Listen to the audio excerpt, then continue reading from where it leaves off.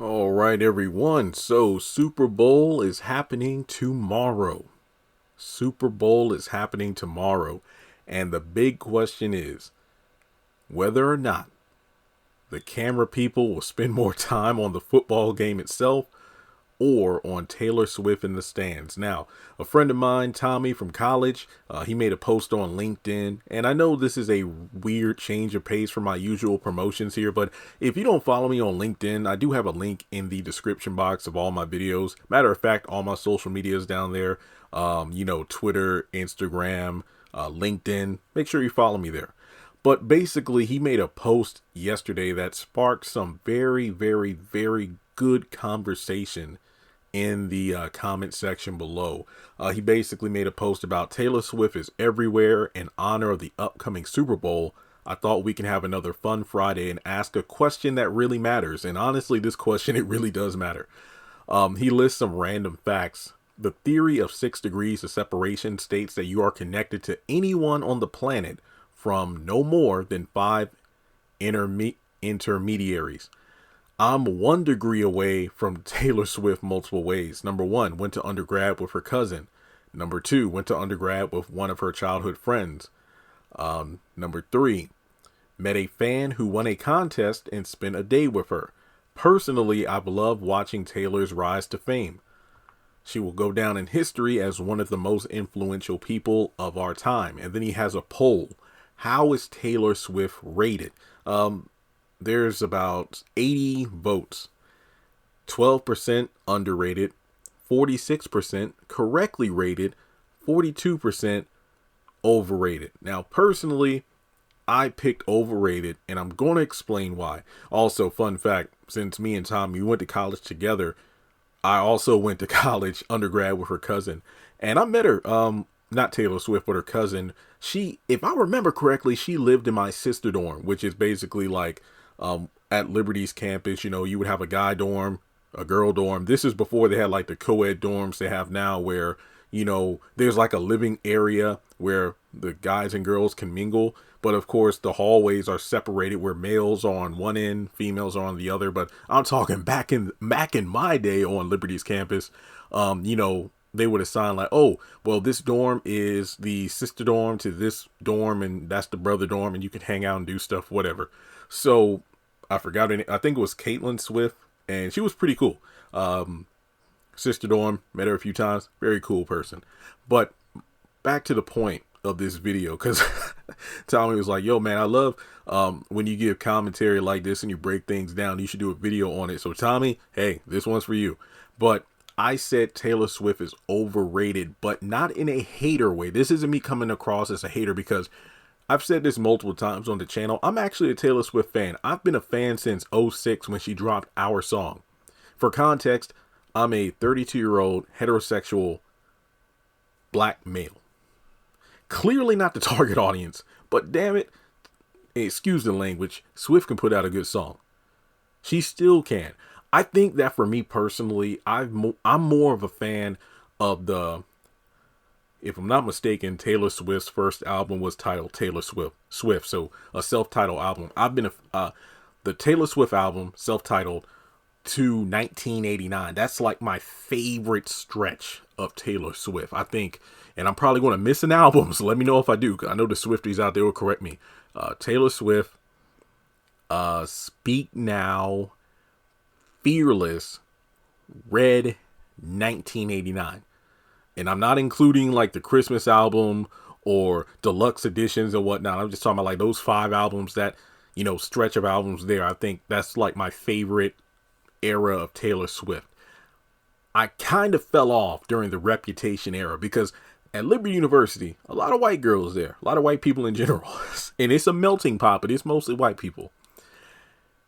You could not escape the Taylor Swift impact on that campus. Whenever Taylor dropped a song or an album, you were going to hear that playing everywhere. People driving by, you're walking around campus, people, sitting on their blankets and whatnot. They're listening to it on Spotify and whatnot. Talent shows, people will be singing the songs. I think the only kind of music that rivaled Taylor Swift on campus was when Frozen dropped its soundtrack, because I remember when Frozen dropped. It was such a huge deal. I remember. I knew all the words too. I ain't gonna lie. But Taylor Swift, like, we are never ever getting back together. Shake It Off. Just all those songs. You could not escape it. And Tommy can attest to this. He knows. I forgot if Tommy lived on campus though. But either way, if he was on campus, for classes, he probably heard the music. Taylor Swift. I just felt like Reputation, that era for me, I wasn't really rocking with it. I wasn't really rocking with that song, album. I think it was after that she kind of disappeared for a while, because she even said it in the Netflix documentary Miss Americana, which is kind of like the documentary that explained the gap between Reputation and the creation of the Lover album. Lover kind of brought me back to like, okay, Taylor, I like this album. I like this album. We got some good songs on it. Cruel Summer, If I Were a Man, Lover. And there were a couple other songs I really liked on the album. And personally, I think Lover is a better album than Midnight's, which does have a few bangers on it, like Antihero and Lavender Haze or Lavender Rain, whatever the song is. Look, I'm sorry, I don't know all the titles, but I know a few of the songs. I wasn't really rocking with the folklore era. I'm not really a folk music fan, but a few months ago, I did listen to several songs like, August, and there are a couple of songs I really liked. But yeah, Lover was the album that kind of brought me back in, and Midnights I listened to it. Okay, this is great. But my favorite era were those first 5 albums. Now, I'm saying this all to say that, again, I'm not a Taylor Swift hater. I'm a fan. It's kind of like with Beyonce. I'm more of a fan of her earlier solo albums and like Lemonade onward.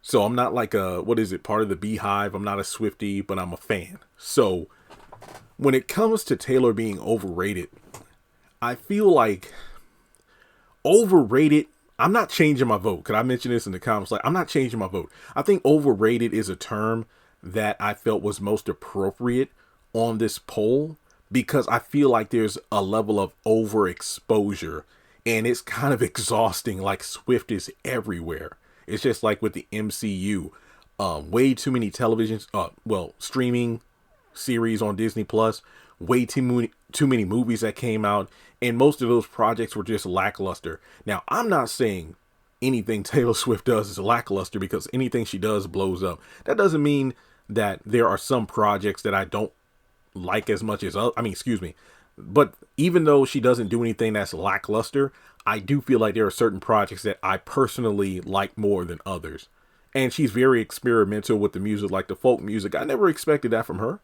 So when it comes to the re-recordings, for example, I think, yeah, it's a bit of overexposure, because it just seems like anytime you turn around, there's a new Taylor Swift song.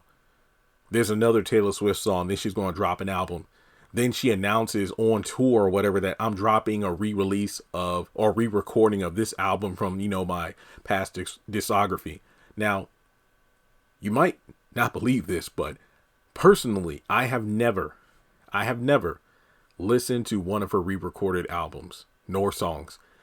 For me personally, I think it's just the nostalgia of those original recordings that I hold dear. Now, you know what? I lied there. I actually did listen to 1989 because I think that's one of my favorite Taylor Swift albums. Probably my favorite one, because I had just started working at Liberty University Online, the call center.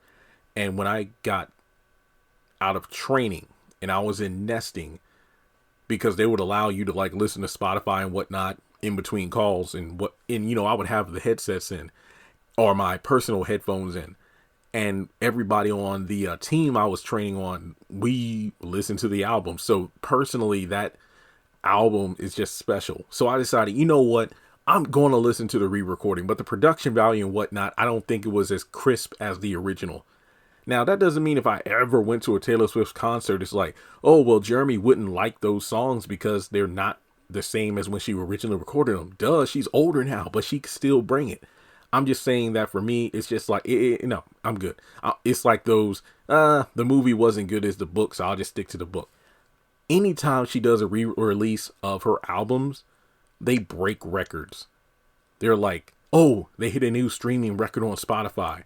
Oh, they sold out in record time. And the PR team knows what they're doing. I mean, Swift, maybe this comes from the fact that she started working. She started working on her dream to get into the industry at such a young age. And I think that one of my favorite musical documentaries is Journey to Fearless. I actually have the DVD and 2 Blu-rays of that documentary. I remember watching it so much back in the day that my disc wouldn't work anymore.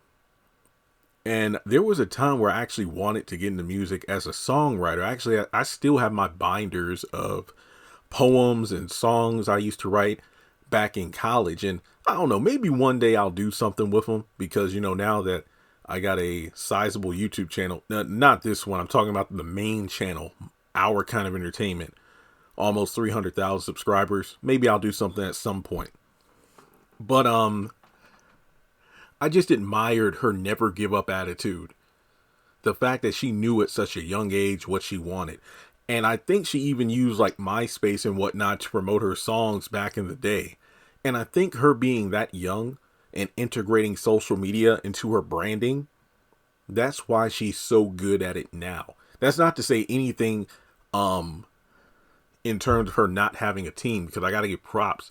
I feel like they have these meetings, the strategies like, hey, I'm going to drop this picture and it's going to have almost as many Easter eggs as an MCU film, and let the fans determine what it is. Like the next album, the next song, the next tour, the next era that Taylor Swift will embark on.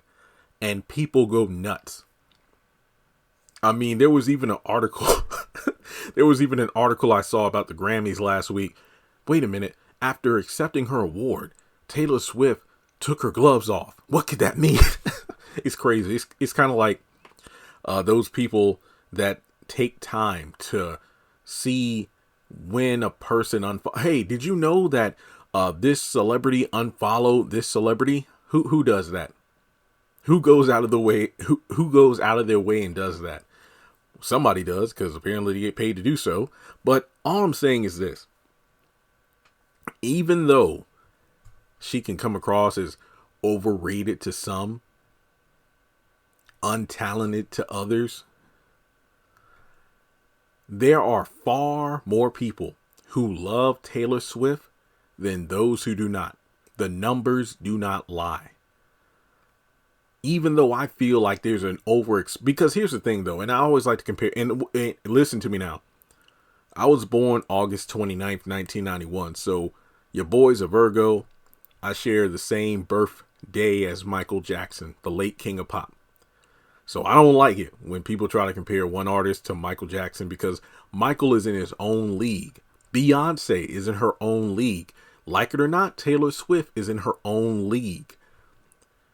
What I'm saying here is that I remember talking with somebody a few weeks ago, because this really, Taylor Swift kind of stirred the pot after she started dating Travis and was making appearances at the football games, and the camera people would constantly turn the camera on her, and people were like, oh man, I came over here to watch the game, not Taylor Swift. And the conversation was like, even though, yes, Swift is like seemingly overexposed, and even at the Grammys, people are like, man, people like Taylor Swift always sweep the award show. When are they going to give somebody another a chance? Here's the thing. Can you imagine being an artist back during, let's say, the 80s, when there were far, far less award show in music than there are today? Because I looked it up. There are dozens of different award shows, not just the Grammys or the, the American Music Awards, but you got the Billboard Awards, the Video Music Awards, the iHeartRadio, and the list goes on. Now, imagine back during the 80s when there were only like a handful of award shows. You came out with an album that you felt, and I mean back in the day when people came out with solid albums, not just a couple of singles to go viral on TikTok. I mean, back in the day when artists would put out an album and then that's all they would put out for like 3 years, because that one album would do so well that it would put them on the road to do tours and whatnot. You put your all. It's like, man, I've been in the game for like 12 years. I just put out my best album. The numbers are doing well. You go to an award show, Michael Jackson's Thriller sweeps it all. You go to the AMAs. and Michael Jackson sweeps it all. Then the next year, it's like, man, why did Michael have to do that, man? Come on. Like, I put out that album. It went #1, but the Thriller just came and took everything. But it's okay. My tour went great. My singles are back on the charts. I'm doing good. I'm going to get them this year. You go to the next Grammys. Guess what? Prince's Purple Rain takes everything. And you're pissed off. This is all. Taylor Swift is not the first artist to blow up and kind of take up, all the awards. But the thing is, Taylor Swift has been in the game for so long. So long. People want to focus on the fact, oh, she only writes breakup songs and stuff like that. And she uses these guys. And when she started, when it became public news that she was dating Travis, everybody was like, man, it's only a matter of time. When's the breakup album coming? And just people, focus on that as opposed to not giving her credit. Like, are there more talented musical artists and performers than Taylor Swift? Yes. But here's the thing, though. I don't think people give her enough credit for her brand, the Taylor Swift brand, her marketing strategies, the way she goes about promoting new work. That tour, the Eras tour, which is still going on like in overseas in like Tokyo and whatnot. Based on the numbers, I believe it generated like 1.3 or 1.8 billion dollars last year and counting. When she announced that she would do the Eras tour, in theaters, it broke pre-sales records at the box office. Folks, Taylor Swift is a monster. Like I said, you could love her, you can hate her, but here's the thing though. Big names like Stephen A. Smith and like just public figures in media that you would never expect to talk about Taylor Swift came out of the woodworks and like, look, my daughter, I took her to one of the shows and I gotta say, Taylor Swift is phenomenal. She gives you your money's worth and then some. Everybody that went to that show had something positive to say about it because she puts in the work. So let me just say this. Because I feel like I've been talking too long about this subject. Taylor Swift is also a brand. And we live in a day and age where we have the news at our fingertips in our phone, when we open up different apps, when we open up our computers.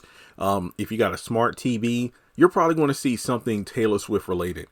Keep in mind, back in the day when there wasn't social media and whatnot, when you have musical artists like Whitney Houston, Michael Jackson, Madonna and whatnot, you would see these select artists posted up everywhere on magazines, television interviews and whatnot. And a lot of people are like, oh man, these people are so overrated. But guess what? That's the name of the game. These businesses, these blogs, these YouTubers, these podcasters, whoever is the big name in music and comedy and pop culture, they're going to talk about that person until the numbers aren't high. It's just like with Jada Smith last year. People, we got sick of the tea that was being spilled in her marriage to Will and her personal life. But guess what? When she dropped that book and kept, giving us inserts of it, the numbers were crazy. Everybody was talking about Jada. Even people who are sick of Jada said, we're sick of Jada. But guess what? That goes into the algorithm. That pushes her to the top. So she had like a hot few weeks and then kind of fell off. But guess what? She was still hot for those few weeks. Cat Williams, in the month of January, the Club Shay Shay interview he did, over 50 million views and counting. Over 58 million views the last time I checked. That's how the game works. So this isn't a slight against Taylor Swift at all. Saying that she's overrated. Yeah, overexposed. Yeah.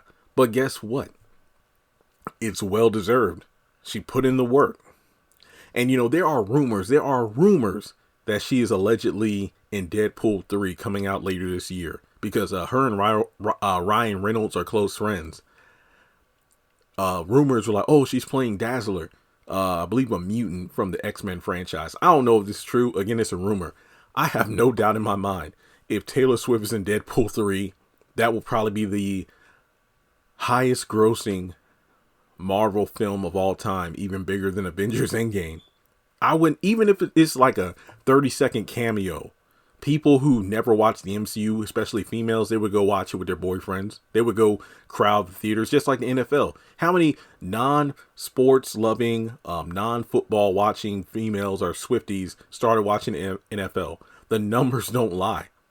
The NFL ratings at just any time Travis's team plays, the numbers spike up because people are like, yo, is Taylor there? Is she going to be on screen? I feel sorry for like the dads out there. It's like, you know what, their wives or, their daughters never were into sports. So they cherish their football Sundays, the time they have alone with the boys and whatnot. But now the girls want to intrude in the all men's club so they can watch Taylor Swift. It is crazy, but that's the way it works. Everything this woman touches turns into not gold, certified diamond, not platinum, diamond. So yeah, what I have to say is that even though Taylor Swift can be in our face all the time, if it wasn't Taylor Swift, it would be another artist. If it wasn't Taylor Swift, it would be a comedian. It would be an athlete, someone who the public adores for the time being. But I gotta say, Taylor Swift has put in the work. Taylor Swift has a marketing strategy that works. She wouldn't be breaking all these records if she wasn't doing something right. So like I said, overrated might seem like a harsh word, but I felt like it was the most appropriate choice for this particular poll. So thanks for the idea, Tommy. Let me know your thoughts in the comment section below. Like and subscribe, and I'll catch you in the next video.